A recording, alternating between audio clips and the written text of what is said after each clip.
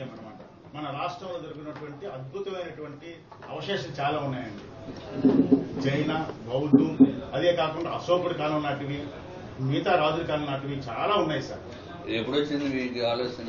ఈ మానసిక ఆలోచన మా నియోజకవర్గానికి, విశాఖపట్నానికి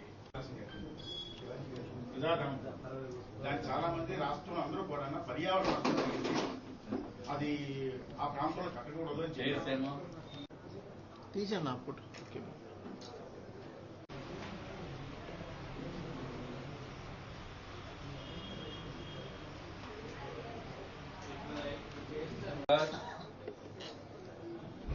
विकास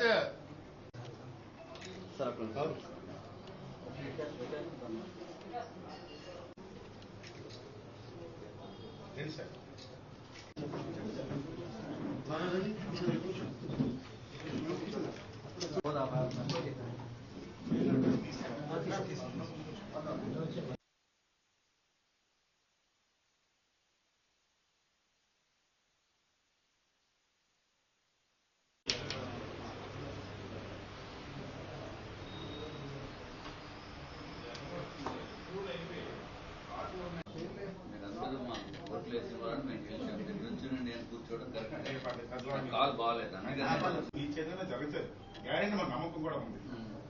ఏమిటంటే కోట్లాది రూపాయలు వెచ్చించి ఆ మహోన్నత ప్యాలెస్ ని రాష్ట్ర మ్యూజియంగా చేయండి. ఈ రాష్ట్రానికి పేరు ప్రఖ్యాతులు ఉంటాయి.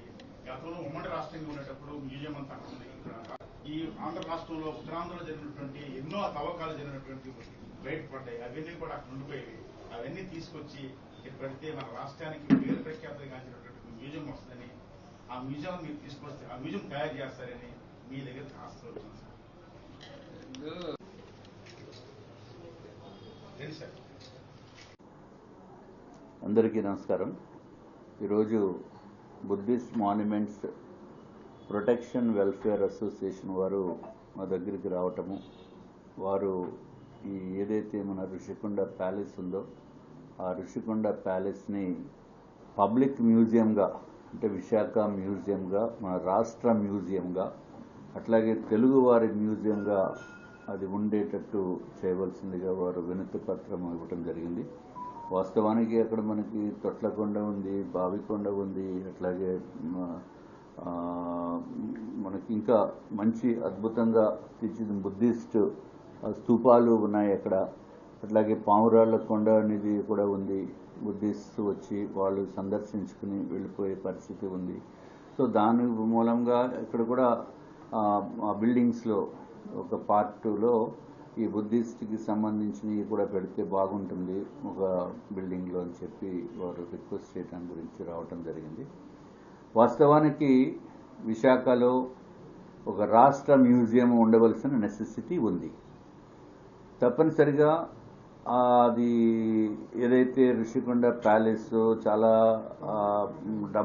ఎక్కువ డబ్బు వెచ్చించి అవినీతి చేశారు దాంట్లో. ఎందుకంటే అటువంటి బిల్డింగ్ కట్టేదానికి 450 కోట్ల రూపాయలు వెచ్చించవలసిన అవసరం లేదు. కేవలము 350 కోట్లతోనే అది డెఫినెట్గా అద్భుతంగా తీర్చిదిద్దవచ్చు. దీంట్లో కనీసం నా వ్యక్తిగతమైన ఉద్దేశము 150 కోట్ల నుంచి 200 కోట్ల రూపాయలు అవినీతి జరిగింది అనేది మా యొక్క అభిప్రాయం. దానిపైన ప్రభుత్వము ఎంక్వైరీ వేయాలి. ఎంక్వైరీలో థర్డ్ పార్టీ ఎంక్వైరీ వేసి దీంట్లో నిజాలు దాన్ని తేల్చవలసిన అవసరం ఉంది. అది సెపరేట్ ఇష్యూ. రెండో ఇష్యూ అది దాంట్లో వాళ్ళు ప్రజలకి కూడా తెలియాలి కాబట్టి ఒక 30 మందో 50 మందో కూర్చుని ఒక టేబుల్, అది చైర్లు ఖరీదు కాకుండానే సుమారు 51 లక్ష రూపాయలు వాళ్ళు ఛార్జ్ చేయటం జరిగిందంటే వాళ్ళకి చేతికి ఎంత దొరికితే అంత శాంక్షన్ చేయటము కాంట్రాక్టర్ గారికి ఇచ్చి మళ్ళీ దోపిడీ చేయటం అనేది అలవాటు పరంగా మారిపోయింది. నేను కూడా ఎంక్వైరీ చేశాను కొంత. అక్కడ ఎంక్వైరీ చేస్తే కాంట్రాక్టర్ చేతిలో, మా చేతుల్లో ఏం లేదండి. అట్లాగే అధికారులు మా చేతుల్లో కూడా ఏం లేదండి. ఎవరో మేడం గారు వచ్చేవారు, ఆ మేడం చేతుల్లోనే ఉండేది. ఆవిడ ఎక్కడ కొనమంటే అక్కడే కొనాలి. ఆ మేడం ఎవరో జగన్మోహన్ రెడ్డి గారికి బంధువు అని చెప్తున్నారు. వాస్తవాలు మనకు తెలియదు. పేర్లు కూడా మనం చెప్పడం అనేది ఎంత కరెక్ట్ కాదు. అది గూగుల్లో కొడితే వస్తుంది, మామూలుగా ఓపెన్ డొమైన్లో కూడా ఉంది. ఏది ఏమైనా విశాఖలో ఉన్న ఋషికొండ ప్యాలెస్ని తప్పనిసరిగా అది మ్యూజియంగా ఉంటేనే బాగుంటుంది అనేది మెజారిటీ ఆఫ్ ద పీపుల్ ఎవరైతే విశాఖ వాసులు ఉన్నారో, ఇది ఒక్కటే కాకుండా నేను మొన్న అసెంబ్లీ సమావేశాల్లో కూడా చాలామంది ఎమ్మెల్యేస్ని వారు వ్యక్తిగతమైన అభిప్రాయం తెలుసుకుంటే వారు కూడా ఇది మ్యూజియం కింద ఉంటేనే బాగుంటుంది. ఎందుకంటే పబ్లిక్కి అందుబాటులో ఉండేటట్టు ఉండాలి. పబ్లిక్ కూడా విశాఖలో ఉన్న ప్రకృతి అందాల్ని చూడటానికి అటువంటి ప్లేసు ఎన్ని కోట్ల రూపాయలు ఖర్చు పెట్టినా అటువంటి స్థలము దొరకదు, అటువంటి ప్లేసు దొరకదు. కాబట్టి ఇది ఎవరో ఆఫీసులకి ఇచ్చేసో లేకపోతే పబ్లిక్కి అందుబాటులో లేకుండా చేయటం అనేది విశాఖపట్నానికి, విశాఖ ప్రజలకి, అట్లాగే టూరిజం కింద వచ్చిన వాళ్ళకి అన్యాయం చేసిన దాంతో సమానం.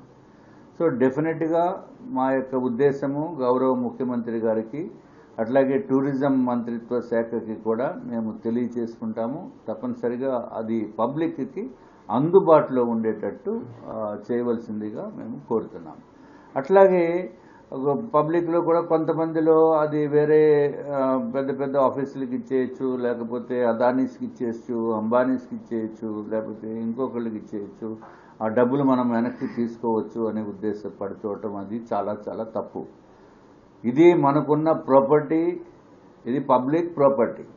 First of all Jaganmohan Reddy గారు అంతకుముందు ఏదైతే ఏపీ టూరిజం కాటేజెస్కి ఉండి అట్లాగే పబ్లిక్కి అందుబాటులో ఉండి చౌక ధరలతోటి అందరూ కూడా వెళ్ళి అక్కడికి రెస్టారెంట్లో యూజ్ చేసుకోవడానికి కానీ రూమ్స్ యూజ్ చేసుకునే దానికి అవకాశం ఉండేటట్టు ఉండవలసిన ప్రదేశాన్ని సర్వనాశనం చేసేసి ఇప్పుడు అదేదో మోస్ట్ ఎక్స్పెన్సివ్, సామాన్యుడికి అందుబాటులో లేనటువంటి విధంగా ఇప్పుడు క్రిందటి ప్రభుత్వము చేసింది. ఇప్పుడు మా కూటమి ప్రభుత్వము ప్రతి ఒక్కరికి కూడా అందుబాటులో ఉండేటట్టు చేయవలసిన బాధ్యత ఉంది అని చెప్పి మేము తెలియజేసుకుంటున్నాము. అట్లాగే గౌరవ ముఖ్యమంత్రి గారు ఇంకా డిసైడ్ చేయలేదు దేన్ని కూడా. సో మా యొక్క ఉద్దేశాలు, ప్రజల యొక్క ఉద్దేశాలు కూడా తెలుసుకుని వారు ఒపీనియన్ తెలుసుకోవాలి అనే భావన ఎక్స్ప్రెస్ చేయడం జరిగింది. సో అందరూ ఒపీనియన్స్ కూడా తీసుకుని దానిపైన ఫర్దర్ చర్యలు తీసుకోవటం